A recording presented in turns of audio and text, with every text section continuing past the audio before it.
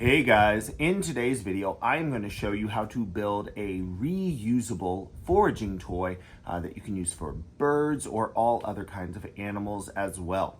Foraging is one of the best types of enrichment for your animals because it keeps them mentally stimulated and active while replicating natural behaviors. And this reusable toy can easily be cleaned and disinfected to be used for so many different animals. Once you've built it, you really are all set to keep using it again and again. So if that's something you guys are interested in seeing, stick around. That's coming up right after this.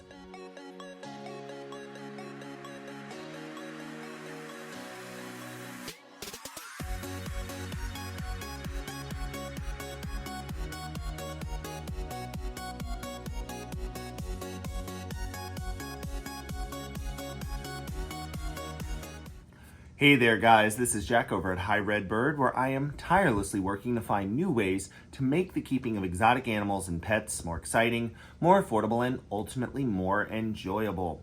One thing I love is giving my animals toys that they can play with and interact with, but for parrots especially, that can be a bit of a challenge because they can be very, very destructive. So this foraging toy that we're going to build today is amazing because it is something that your birds can manipulate, they can interact with, but they're not going to be able to easily destroy it. It's a very simple toy to put together. You're just going to need a few parts that you can pick up at the hardware store. So without further ado, let's jump into putting together this amazing reusable foraging toy. All right, guys. Now, like I said, this is a fairly simple toy to put together. You're going to need a few basic tools, and all of the materials can be purchased at the hardware store, but you can also probably find them online if you have difficulty at your hardware store. First, I'm going to be starting with a stainless steel eye bolt. This one here is a 7.5-inch eye bolt. It does come with a nut, but as you can see that nut moves very, very freely. Instead, I'm going to want a nylon threaded locking nut. So what happens with that is that once the nylon inside of that nut hits the threads of the bolt, it's very, very difficult to turn. I'm actually going to need some tools. Some pliers are going to be one of the easiest ways to make that work, but also a wrench, a socket set, any of those tools that you have. I'm going to use a screwdriver potentially just for added leverage. I can put it inside that eye bolt. Now, instead of just turning the eye bolt, I can turn using the handle of that screwdriver. It gives me much better leverage. I'm going to need two 1.5-inch PVC end caps because I need to make a hole in those end caps. Here I'm going to be using a small spade bit. You just want to make sure that the bit you're using for this is larger than the shaft of the eye bolt, but smaller than the eye of the eye bolt and the locking nut. So it really isn't that particular a toy. And those are all the materials that it takes to put this toy together, which is part of why I love it so much, because it is something that can come together very cheaply and very quickly. Now, all I'm going to do is I'm going to drill some holes in the ends of those end caps. And as I've shown you guys before, if you are an idiot like me who is making parrot toys like this on your dining room table, please use something to protect that table. Here I'm using a scrap piece of fence picket. I was actually building planter boxes for my balcony to grow herbs and strawberries for my birds because, yes, I'm that crazy person who rearranges their entire life to make things easier or more interesting for their birds. So I had a couple of extra fence pickets that I used for making planter boxes.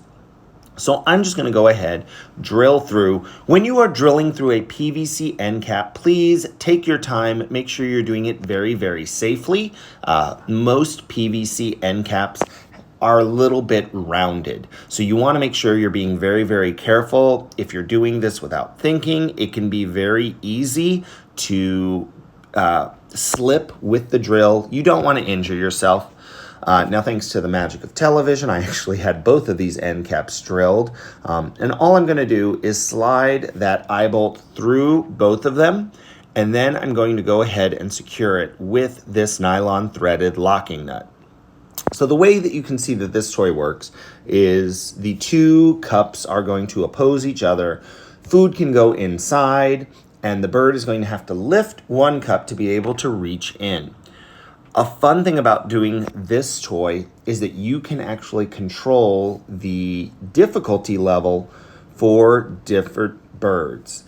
You can make this a much harder toy to get into if you tighten it up a little bit more. You do just want to make sure that every time you adjust it, you're monitoring your birds, making sure it's something that they can utilize. But you can see using those pliers on the nut, using that screwdriver to give me a little more leverage. It does turn very, very easily, but with that locking nut, I'm not going to be able to turn that nut on my own, which means hopefully my birds won't be able to turn it on their own. Now, this is a very, very simple toy, but there are a couple of ways that you can change it up. If your bird needs some assistance grabbing onto the end cap, you could also drill a couple of holes into the sides of the end cap. That would give some added places for your bird to grip. It would also let them see what's inside without necessarily being able to reach it. But once you put the toy together, to make it really, really useful, we're just going to need to load it for our birds. So you're going to go ahead and take some of their preferred food items. I do recommend using things that are more shelf stable, especially when starting with a new bird. So here I have some almonds. You know, the nice thing about this toy, because it is PVC and stainless steel, I can throw this in the sink and clean it with hot soapy water, let it dry, and it's going to be reusable for my next bird.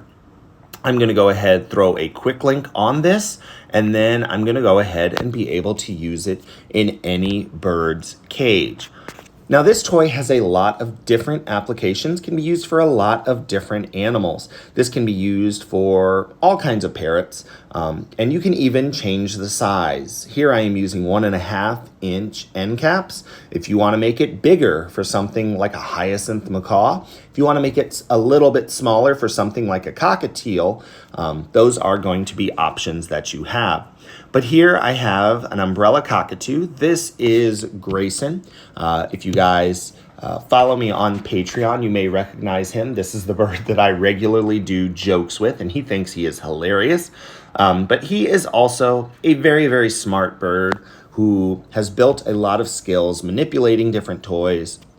So within seconds, he can figure this toy out, and he can go ahead and get any of the food items out of it very, very quickly. You see, he has no problem hanging onto the cage with one foot, holding the toy with one foot, using his beak to get into that toy. Now, Grayson has gotten toys like this before, so it only makes sense he would be able to figure this toy out. But here is an African gray who has not previously gotten a toy like this. And at first, this bird couldn't even tell what was going on. It did take a little bit of manipulation to figure out that there was food inside of it. And ultimately for this bird, I made the decision to loosen it just a little bit. Giving it a little more slack means that the bird was able to move it a little bit easier, see what was inside, and it definitely increased the enjoyment of this toy for this bird. So if this is something you guys are wanting to try out, I definitely encourage it. It's an easy toy. You can build it for your bird in an afternoon. Yeah, I know that's so shocking. I almost dropped the camera. But it is a lot of fun. I encourage you guys to try it. If you like videos like this, make sure that you subscribe to the channel, like this video if you found it helpful, and I look forward to seeing you guys next time. I do need to say a special thank you to my Patreon patrons. Not only do they support the Hi Redbird YouTube channel, but they do get special bonuses and additional content as well. I am also very thankful of my Hi Redbird channel sponsors. If you would like to find out more information, you can find that in the description section of this video. Thank you all so much.